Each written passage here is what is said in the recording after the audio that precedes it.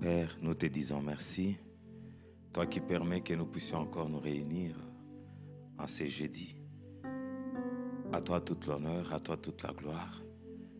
Merci pour la force que tu as donnée à mon frère. Merci pour le renouvellement de tes bontés, de tes compassions. Parce que chaque matin, il y a un rendez-vous du renouvellement, il y a un rendez-vous des mises à jour que tu opères dans ma vie, dans la vie de mon frère, dans la vie de ma soeur. Et ce rendez-vous est respecté encore aujourd'hui. Voilà pourquoi nous sommes là, Père. Merci, parce que ta main étendue ne reste jamais étendue sans résultat. Quand tu l'as étendue sur la mer rouge, quelque chose s'est passé. Merci parce que, oh Père, dans la relation que nous avons avec toi, tu nous permets de te connaître et tu nous connais aussi parce que c'est toi qui es venu le premier vers nous. Bénis, Seigneur, la dévotion de ce matin. Oins ton serviteur. Bénis mon frère et ma soeur partout où il est. Donne gloire à ton nom en nous attachant encore à ces rendez-vous et en bénéficiant de tout ce que tu as prévu. Que tout ceci soit pour ta seule gloire, au nom puissant de Jésus-Christ. Merci Seigneur.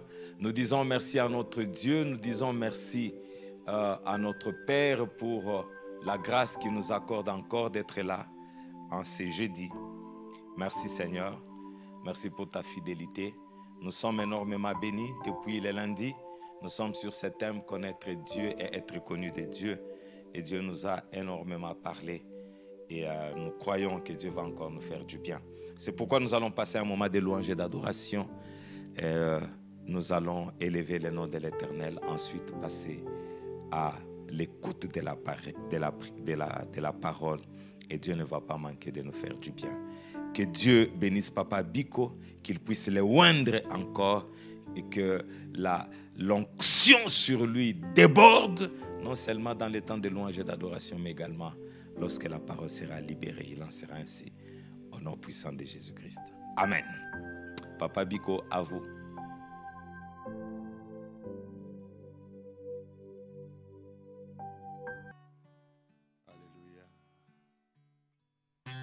Nous voulons entrer dans ta présence ce matin, Seigneur,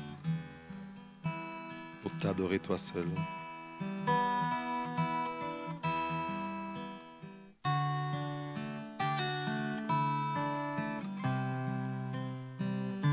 Ce matin, nous entrons dans ta présence. J'entre dans le Saint des Saints. J'entre par le sang de l'agneau. Je n'entre que pour t'adorer toi seul. Je n'entre que pour t'honorer. J'entre dans le Saint des Saints. J'entre dans le Saint des Saints. J'entre par le sang de l'agneau. Pour t'adorer toi seul. J'entre pour t'adorer toi seul.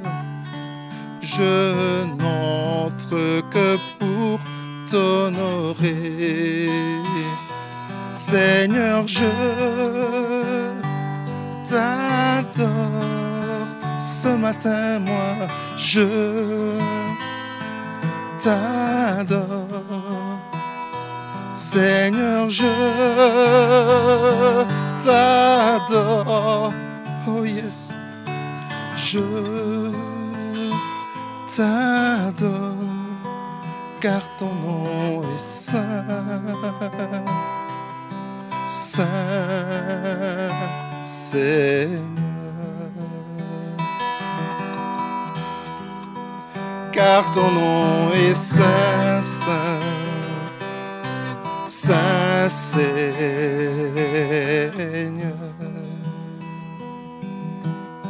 Seigneur, ce matin, nous entrons dans ta présence.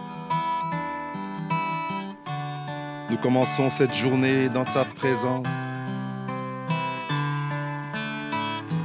Nous ne voulons pas commencer cette journée en dehors de toi. l'Éternel notre berger, le seul qui peut nous conduire dans de verts pâturages, c'est toi.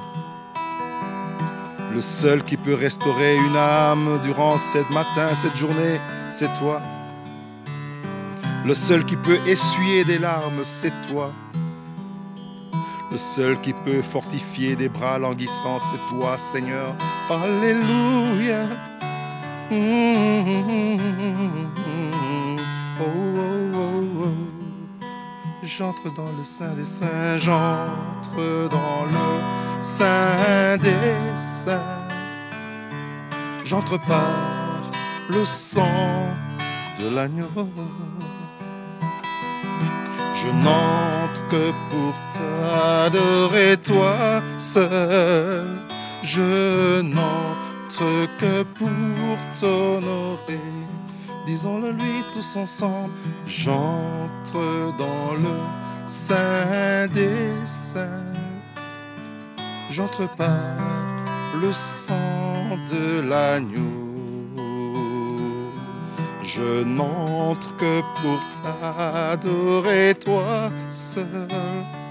Je n'entre que pour t'honorer. Je t'adore, Seigneur. Seigneur, je t'adore. Je t'adore. Seigneur, je t'adore. Regarde combien moi je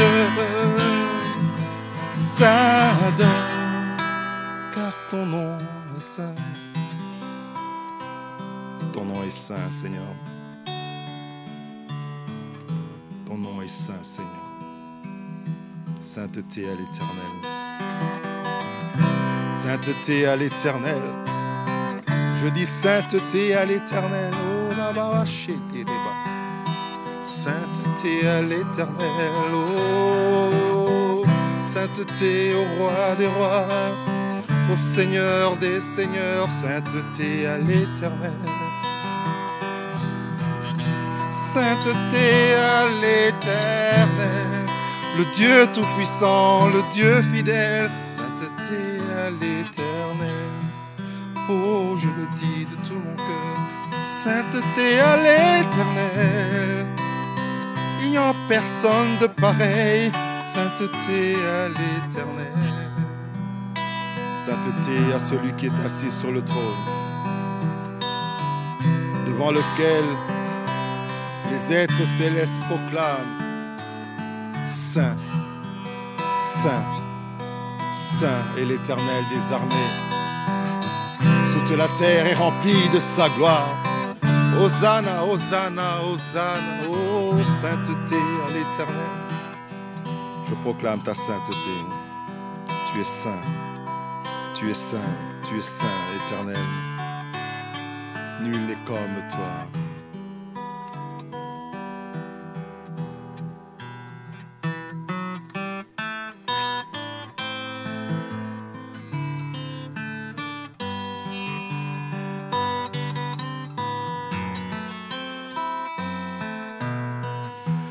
Voici ce qui brûle en moi, bouillonne en moi, brûle au-dedans de moi. C'est juste te dire je t'aime. Voici ce qui brûle en moi, bouillonne en moi, vibre au-dedans de moi. C'est juste te dire je t'aime. Dis-le lui avec moi ce matin. Seigneur, je veux te dire que je t'aime. Je t'aime, Seigneur, pour tes bienfaits pour moi.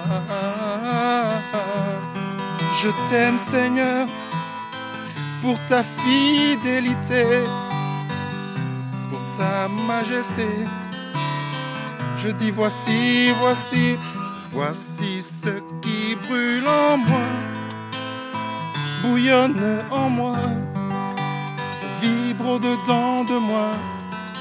C'est juste te dire je t'aime. Voici, Seigneur, ce qui brûle en moi, bouillonne en moi, et vibre au-dedans de moi. C'est juste te dire je t'aime.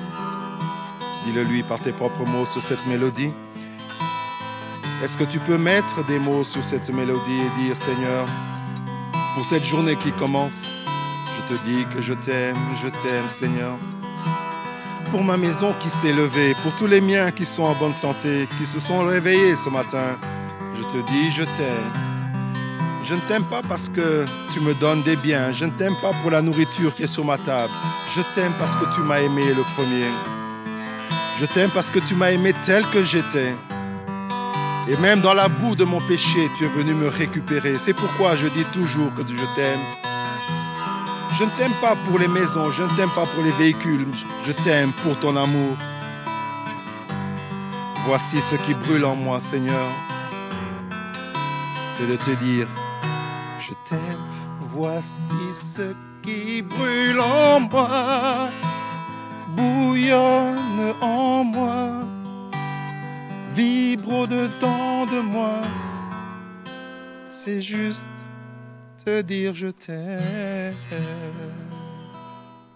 Père, bénis ta parole ce matin. Qu'elle soit véritablement une lampe à nos pieds, une lumière sur notre sentier. Au nom de Jésus. Amen.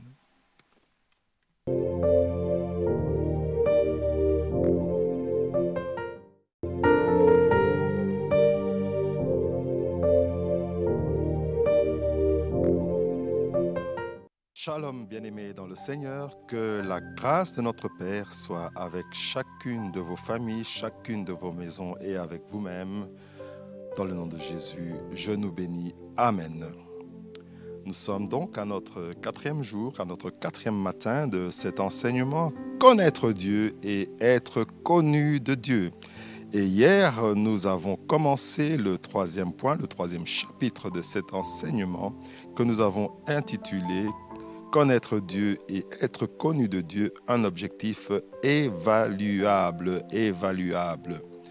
Et les textes de base de notre enseignement, nous les avons dans Matthieu au chapitre 7, les versets 21 à 23, Matthieu 25, les versets 11, 12, Luc 6, 46 et 1 Corinthiens 8, le verset 3.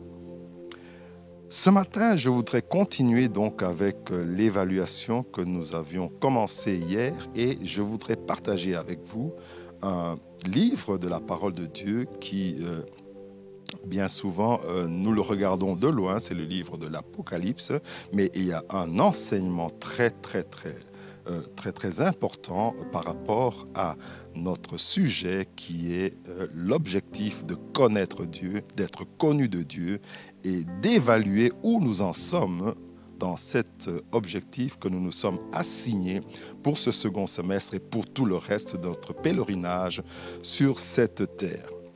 Et nous avons 2 chapitres qui nous concernent dans ce livre de l'Apocalypse, c'est le chapitre 2 et le chapitre 3, où nous avons les 7 lettres écrites aux églises d'Asie mineure. Je voudrais d'entrée de jeu dire que dans ces 7 lettres écrites par l'homme de Dieu inspiré par le Saint-Esprit, Jésus-Christ lui ayant parlé directement, et il y a 7 fois, le Seigneur Jésus dit ceci dans cette parole, que celui qui a des oreilles entende ce que l'Esprit dit aux églises. Alléluia. Je reprends. Lorsque nous regardons Apocalypse chapitre 2, le verset 7, 11, 17, 29 et chapitre 3, le verset 6, 13 et 22, nous allons lire cette phrase, que celui qui a des oreilles entende ce que l'Esprit dit aux églises. Et lorsque le Saint-Esprit m'a ouvert les yeux sur cette phrase, que celui qui a des oreilles entende ce que l'Esprit dit aux églises, vous comprenez que elle s'adresse à chacun de nous particulièrement. Comprenons-nous bien. Les lettres sont écrites aux églises où le Seigneur dit, je sais, je connais vos œuvres, je sais ce que vous faites, je sais. Mais il dit que celui qui a des oreilles, c'est-à-dire chaque enfant de Dieu, chaque personne concernée, individuellement, entende ce que l'Esprit dit aux églises. Ce matin, je voudrais que le Saint-Esprit attire chacun d'entre nous dans ce que le Seigneur veut enseigner particulièrement à chacun d'entre nous. Soyons disposés ce matin à recevoir quelque chose de particulier pour soi-même, pour nous-mêmes, pour moi-même. Je reprends cette phrase, que celui qui a des oreilles entende ce que l'Esprit dit aux églises. Qu'est-ce que le Seigneur veut mettre en exergue dans cette phrase? Il veut nous montrer que chacun d'entre nous est mis face à ses responsabilités. Alléluia. Je reprends en disant que celui qui a des oreilles entende ce que l'Esprit dit aux églises. Dans le jargon courant, il y a des gens qui disent cette expression « à bon entendeur, salut ». C'est-à-dire que chacun est mis face à ses responsabilités. Et bien-aimé, ce matin, je suis face à ma responsabilité dans cet objectif que je me suis assigné de connaître Dieu de mieux en mieux et d'être connu de Dieu.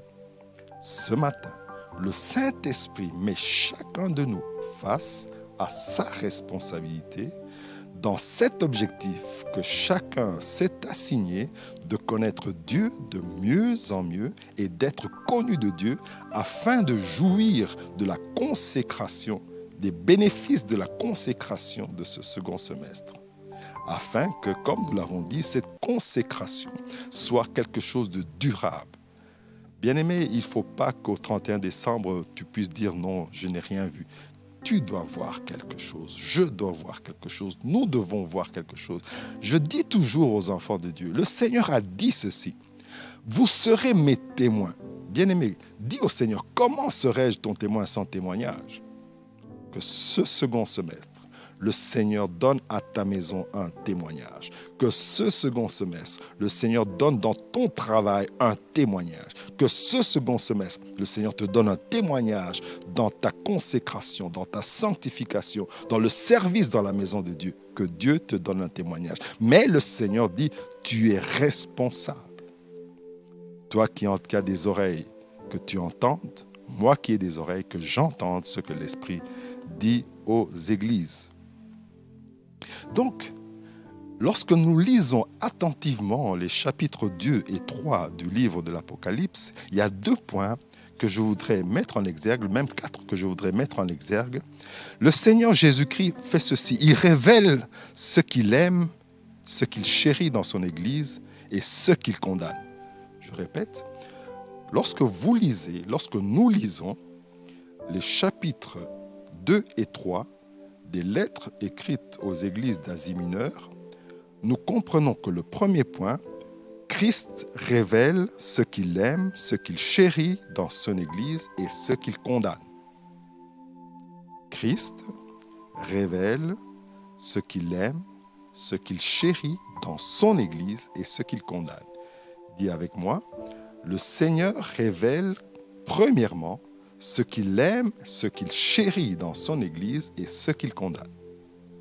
En second lieu, le Seigneur révèle les conséquences de la désobéissance et de la négligence spirituelle.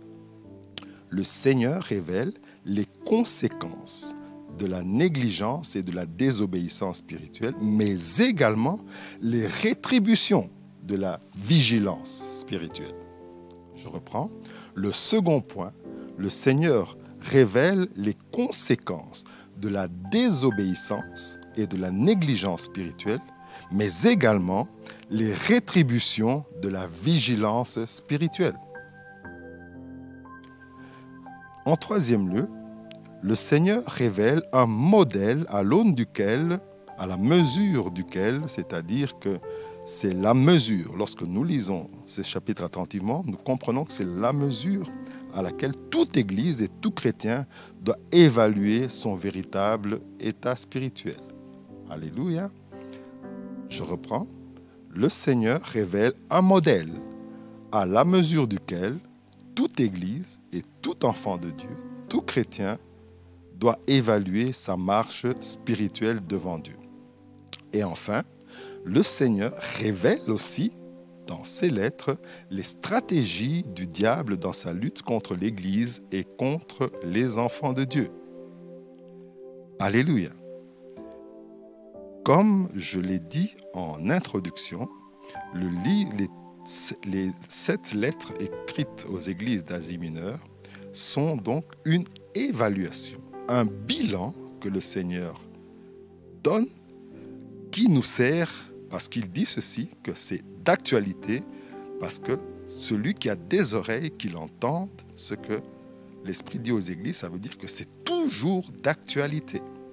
Je dis encore, les 7 lettres écrites aux églises d'Asie mineure sont toujours d'actualité. Alors, je vais prendre juste une illustration et je vais illustrer cette évaluation que Jésus-Christ, le Maître, fait par rapport à chacune de ces églises en dressant un bilan. Un bilan où il y a l'actif et le passif. À l'actif de ce bilan, Christ fait l'éloge de ceux qui ne supportent pas les méchants. À l'actif de ce bilan, premier point, Christ fait l'éloge de ceux qui ne supportent pas le méchant. Apocalypse 2, verset 2. Et nous rejoignons le psaume 1er qui dit « Heureux celui qui ne s'assoit pas en compagnie des moqueurs ». N'est-ce pas? Et vous connaissez la suite de ce psaume. Donc, lorsque je m'évalue par rapport à ce que le Seigneur dit lui-même dans cette parole, je puis savoir si, m'asseyant avec les méchants, je suis dans la pensée de Dieu ou pas. C'est aussi simple que ça. Donc, Christ fait l'éloge de ceux qui ne supportent pas les méchants. Il fait l'éloge de ceux qui savent réprouver, c'est-à-dire désapprouver la vie des méchants, les revendications des méchants, la doctrine des méchants, de tous ceux qui se prétendent être élevés dans l'œuvre de Dieu, mais qui en fait détournent l'œuvre de Dieu. Il fait l'éloge de ceux-là qui ont ouvert les yeux pour pouvoir distinguer ceux qui font ce qu'ils ne disent pas, ceux qui plutôt qui ont un témoignage qui est contraire à ce qu'ils disent. Troisième point, il fait l'éloge de ceux qui savent persévérer dans la foi, dans l'amour, dans le témoignage, dans le service et dans les souffrances pour Christ. Nous le voyons dans le chapitre 2, les versets 3, 10, 13, 19 et 26. Il fait l'éloge de ceux qui savent réprouver l'immoralité et l'impiété dans l'Église. 2, 24 et 3, 4. Christ fait l'éloge, donc je suis toujours dans l'actif, Christ fait l'éloge de ceux qui haïssent ce que Dieu est en train d'haïr. Je dis, Christ fait l'éloge de ceux qui haïssent ce que Dieu est, du verbe haïr. Et également, Christ fait l'éloge de ceux qui gardent la parole de Dieu. Chapitre 3, 8 et 10. Donc, nous avons à l'actif ce que Christ approuve, ce dont il fait l'éloge, ce qui est agréable pour lui, ce qu'il reconnaît comme étant bien, ce qui est bien fait. Donc nous avons dit, ce qui est bien fait, c'est ne pas supporter les méchants, réprouver la vie, la doctrine, les revendications de ceux qui prétendent être des responsables parmi les enfants de Dieu, mais qui font ce qu'ils ne disent, qui ne font pas ce qu'ils disent. Christ approuve ceux qui persévèrent dans la foi, dans l'amour, dans le témoignage et le service, dans la souffrance également avec Christ, ceux qui désapprouvent l'immoralité et l'impiété dans l'Église, ceux qui haïssent ce que Dieu est, du verbe haïr, et ceux qui gardent la parole de Dieu. Ça, c'est à l'actif. Mais maintenant, il y a un passif également. C'est ce que Christ condamne. Et lorsque vous faites ces colonnes, nous pouvons, en regardant cela, dire où nous en sommes nous-mêmes. Qu'est-ce que Christ condamne? Il condamne l'Église et donc le chrétien qui lui consacre de moins en moins de temps. Qui lui consacre de moins en moins de temps. Celui qui perd son premier amour, de moins en moins de temps. Christ condamne également l'Église qui abandonne la foi biblique et tolère l'immoralité. Christ condamne l'Église et donc le chrétien qui abandonne la foi biblique et qui tolère l'immoralité.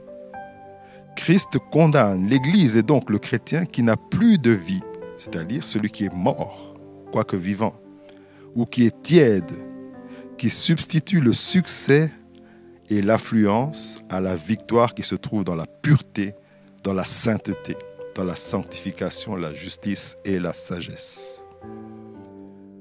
Donc, quand je m'assois pour lire les textes du chapitre 2 et 3 du livre de l'Apocalypse, mon regard comprend à ma lecture que c'est une évaluation que le Seigneur fait.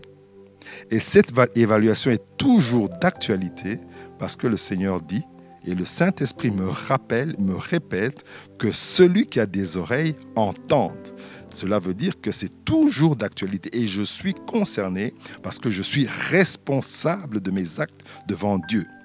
Alors, quand je lis maintenant attentivement chacune de ces lettres, chacun de ces écrits, je comprends qu'il y a ce que Dieu approuve et ce que Dieu désapprouve. Il y a de l'actif, ce qui est positif, et il y a le passif, ce qui est négatif. Et quand je comprends cela, je regarde et je dis, est-ce que moi, je suis dans l'actif, c'est-à-dire ce que Dieu approuve, ou suis-je dans le passif? Est-ce qu'il y a des choses dans ma vie que Dieu désapprouve à la lumière de ce qui est écrit? Mais maintenant, lorsque nous avançons dans la lecture, et à chaque église, nous comprenons qu'il y a des sanctions. Alléluia! Le Seigneur ne se limite pas simplement à faire un constat, mais il y a également des sanctions positives et des sanctions négatives. Est-ce que nous sommes ensemble? Je répète, lorsque, bien-aimé, tu es assis et que tu lis ces lettres aux églises d'Asie mineure, tu vas comprendre, je vais comprendre, nous allons comprendre que c'est un bilan que Christ dresse. Et dans ce bilan, il y a l'actif et le passif. L'actif, c'est ce qu'il approuve, ce dont il fait l'éloge. Et dans le passif, c'est ce qu'il désapprouve, ce qu'il réprouve. Alors, nous comprenons également, lorsque nous lisons dans chaque lettre, qu'il y a des sanctions positives, mais il y a également des sanctions négatives. Commençons par les sanctions positives. Christ récompense l'Église et donc le chrétien qui persévère et demeure fidèle dans sa personne et à sa parole. Ces récompenses sont, premièrement, avoir part à l'arbre de vie, chapitre 2, verset 7, se voir décerner la couronne de vie, chapitre 2, verset 10, recevoir un nom nouveau, chapitre 2, verset 17, avoir autorité sur les nations, chapitre 2, verset 26, avoir son nom inscrit dans le livre de vie, chapitre 3, verset 5, devenir une colonne dans le temple de Dieu, chapitre 3, verset 12, s'asseoir avec Christ sur son trône, chapitre 3, verset 21. Donc, il n'a pas simplement fait le constat de ce qui est positif et de ce qui est négatif. Il donne maintenant les sanctions. Et nous venons de voir les sanctions positives. Voyons les sanctions négatives. Le Seigneur Jésus-Christ punit les églises et donc les chrétiens qui s'affaiblissent sur le plan spirituel et qui tolèrent l'immoralité. En les ôtant du royaume de Dieu, nous le voyons au chapitre 2, les versets 5 et au chapitre 3, le verset 15, en les privant de sa présence, de la présence de Dieu et la présence du Saint-Esprit, en les privant de toute protection face aux attaques sataniques. Et nous le lisons explicitement au chapitre 2, le verset 5, 16, 22 et au chapitre 3, les versets 4 et 16. Donc, de tout ce qui précède, nous pouvons résumer que les 7 lettres de Christ aux églises sont une mesure de la vérité et de l'erreur. Alléluia. lorsque je lis cela, je me l'applique dans ma vie, je peux voir si je suis dans la vérité ou si je suis dans l'erreur. Mais également, lorsque je fais le constat de savoir si je suis dans la vérité ou dans l'erreur, j'ai aussi ce que Christ donne comme sanction positive ou négative. Donc, nous pouvons résumer, je dirais de manière ramassée, chacune des 7 lettres de manière suivante. La lettre écrite à l'église d'Éphèse, que nous trouvons donc au chapitre 2, du verset 1 à 7, nous pouvons la résumer comme suit et nous l'appliquer à notre vie. Le Seigneur nous dit, ne perds pas ton premier amour, ne perds pas ton amour pour la vérité. Alléluia. Donc, si je sens que je perds l'amour que j'avais, le zèle que j'avais, l'amour de la vérité, l'amour de mon Seigneur, l'amour de la parole, je suis quelque part, il y a des réajustements à faire. À l'église de Smyrne, au chapitre 2, le verset 8 à 11, nous pouvons dire que le résumé de cette lettre, c'est « Demeure fidèle, quoi qu'il en coûte ». Demeure fidèle, quoi qu'il en coûte. Bien-aimé, demeure fidèle, quoi qu'il en coûte. En ce second semestre, demeure fidèle, quoi qu'il en coûte. En ce second semestre, je demeurerai fidèle, quoi qu'il en coûte. Je cherche à connaître Dieu, je cherche à ce que Dieu me connaisse, je demeurerai fidèle, quoi qu'il en coûte. Quelle que soit l'adversité, quelles que soient les tribulations, quel que soit l'état dans lequel je suis, que ce soit la pauvreté ou la richesse ou l'abondance, nous demeurerons fidèles, quoi qu'il en coûte. À Pergame, chapitre 2, versets 12 à 17, nous pouvons dire ceci, en résumant ce que cette lettre dit, « Résiste au diable. » Amen. Résiste au diable. Résiste au diable. Bien-aimés, résistons au diable. Dans notre quête, dans la recherche d'atteindre cet objectif d'être connu de Dieu, résistons au diable. Amen. Dis avec moi, je résisterai. Je résisterai encore. Et je résisterai toujours. Alléluia. À l'église de Thyatire, chapitre 2, versets 18 à 29, nous pouvons résumer ce que le Seigneur dit. Refuse les faux enseignements. Alléluia. Refuse les faux enseignements. Bien-aimés, aujourd'hui, nous le savons et nous le vivons. Il y a des enseignements pernicieux qui circulent, que ce soit sur les médias sociaux, que ce soit sur les médias traditionnels. Et le Seigneur nous ouvre l'œil. Nous sommes dans le temps de la fin. Nous devons ouvrir l'œil et le bon et refuser les faux enseignements. Il y a plusieurs hérésies qui circulent dans ce temps. Faisons attention, ouvrons l'œil et le bon. À l'église de Sardes, chapitre 3, versets 1 à 6, « Reste zélé et pur dans ta conduite. » Nous pouvons résumer cette lettre en ceci. Le Seigneur nous appelle à rester zélé. Le zèle pour la parole de Dieu, le zèle pour l'évangile, le zèle pour la maison de Dieu. Reste zélé et pur dans ta conduite. À l'église de Philadelphie, chapitre 3, les versets 7 à 13, le Seigneur nous appelle à persévérer, persévère dans la marche. Et non seulement cela, le Seigneur montre clairement qu'il ouvre des portes et que nous devons franchir ces portes qu'il nous ouvre. Bien aimé, en ce semestre, en ce second semestre, comme nous l'avons dit, Dieu a consacré chacun d'entre nous. Et lorsque tu lis la lettre écrite à l'église de Philadelphie, tu vas comprendre qu'il y a un résultat positif à la persévérance. Et le Seigneur clairement dit qu'il ouvre des portes, il ouvre des portes. Bien aimé, la vie est faite de portes, nous l'avons toujours enseigné à la dévotion matinale, la vie est faite de portes. Le Seigneur dit qu'il ouvre des portes. Franchis ces portes. Lorsque les portes sont ouvertes, ne reste pas en arrière. Pour que notre vie soit une vie de succès, nous devons accepter que le Saint-Esprit nous mette face au miroir de la parole de Dieu. Et c'est ainsi que lorsque nous lisons ce que le Seigneur avait dit à Josué, et je vais chuter là-dessus, au chapitre 1er du livre de Josué, le verset 8 et 9, il dit ceci, « Que ce livre de la loi ne s'éloigne point de toi, médite-le jour et nuit, afin d'agir fidèlement selon ce qui est écrit. » Je répète, que la parole qui est notre miroir ne s'éloigne pas de nous. Nous devons la méditer jour et nuit, c'est-à-dire nous y regarder jour et nuit, afin d'agir fidèlement.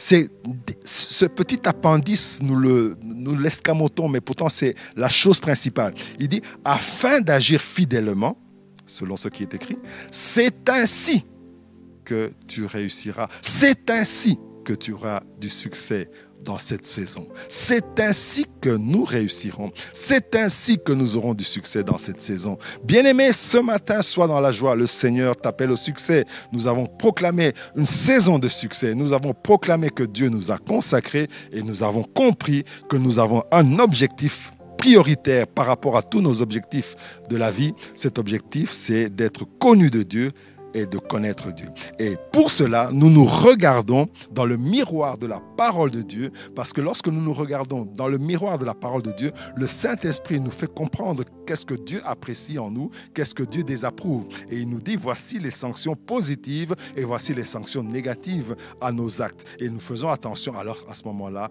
nous faisons des réajustements et des ajustements que nous allons voir ce vendredi. Bien-aimés, ce matin, nous voulons donc que le Seigneur nous fortifie. Je prie, toi qui depuis le début de cette année cherches l'Éternel, continue à le chercher. Toi qui à la lumière de cette parole que tu as entendue, te dis qu'il y a des choses qu'il faut que tu puisses réformer dans ta vie, que tu puisses les réformer. Et tous ensemble, bien-aimés, nous devons avoir un témoignage. Je prie que le Seigneur te donne un témoignage, que ce soit dans ton travail, dans ta famille, dans l'œuvre de Dieu dans laquelle tu es engagé. Je prie que Dieu te bénisse abondamment. Que le Seigneur bénisse la journée de chacun d'entre nous. Au nom de Jésus. Amen.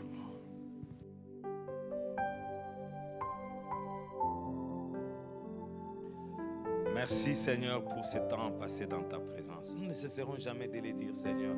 Et ça ne sera jamais ni par automatisme, ni par formalisme. Nous sommes reconnaissants au Dieu qui permet que nous puissions toujours être là dans sa présence. Qui d'autre peut nous accepter dans sa présence comme toi tu l'as fait? Les hommes, ils sont limités. Les hommes, ils sont ce qu'ils sont. Mais toi, dans ta fidélité, dans ta bonté, tu nous aimes et tu nous prends en charge. Que des choses importantes ont été dites. Dieu est un Dieu évaluateur. C'est un très bon manager. Il évalue. Et nous avons vu comment, au travers de la parole que Dieu a mis dans la bouche de son serviteur, Dieu a évalué les 7 églises dans l'Apocalypse. Ce qui est bon avec Dieu, c'est que non seulement il fait les évaluations, mais il est également le Dieu d'ajustement. Je prie que ce soit une saison d'ajustement pour toi. Que ce soit une saison d'ajustement. Que des vérités ont été dites. J'aime le dire, si c'était Papa Safari, il aurait dit que des joyaux. Oui, des joyaux ont été libérés de la part de Dieu. Papa Bigo, que Dieu te bénisse encore pour ces révélations combien profondes. Combien profondes. Juste en priant, nous voulons dire, Seigneur, opère les agissements. Les ajustements plutôt. Opère les ajustements. Tu as parlé pour chaque église. Tu as évalué chaque église. Opère les ajustements. Tu n'es pas comme un homme qui évalue sans pouvoir apporter les solutions d'ajustement. Nous, tu vas nous ajuster afin que la saison puisse être une saison bénie. Père, nous nous recommandons à toi. Plusieurs vont sortir. Il y a des défis de la journée. Mais nous voulons que ton amour nous accompagne. Cet amour qui agit sur nous comme une véritable protection. Oui, Seigneur, il y a des défis qui nous attendent. Que la grâce de notre Seigneur Jésus-Christ, qui nous qualifie comme des favorisés, marche avec nous. Oui, c'est vrai, il y a des défis. Que la communion du Saint-Esprit qui nous connecte constamment à toi, nous apporte toujours la solution en tout temps et en tout lieu. Qu'il en soit ainsi, au nom puissant de Jésus-Christ. Les saints là où ils sont, qu'ils disent Amen. Que Dieu nous bénisse. On se retrouve demain vendredi. À Dieu soit toute la gloire.